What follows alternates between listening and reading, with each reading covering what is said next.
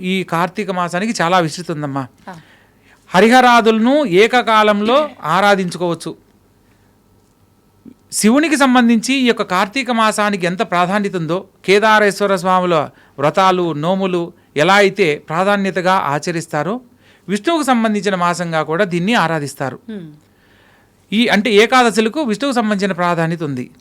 అందుకని హరిహరాదుల సంగమం చేత కలిగిన సంతానంగా ఈ యొక్క అయ్యప్ప స్వామి దీక్షలో ఒక నియమంగా ఈ యొక్క మాసాన్ని మనం దీక్షా నియమాలతో ఆచరించడం వల్ల మనం కోరుకున్న గొప్ప జీవితాన్ని భగవద్ అనుగ్రహంతో పొందుతాం.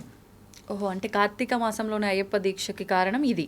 అవును, ప్రత్యేకత ఏంటంటే మనకు ఇది కావాలి అని మన భగవంతుని కోరాల్సిన అవసరం లేదు.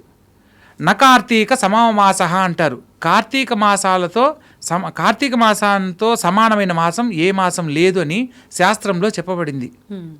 అటువంటి కార్తీక మాసంలో ఆచరించే భగవంతునికి సంబంధించిన ఏ పూజ, జపము, దానము ఏది చేసినా కూడా దానికి 10,000 రెట్లు ఫలితాలు వస్తాయనేది మనకు గ్రంథాల్లో, శాస్త్రాల్లో తెలియజేయబడింది. అవునండి.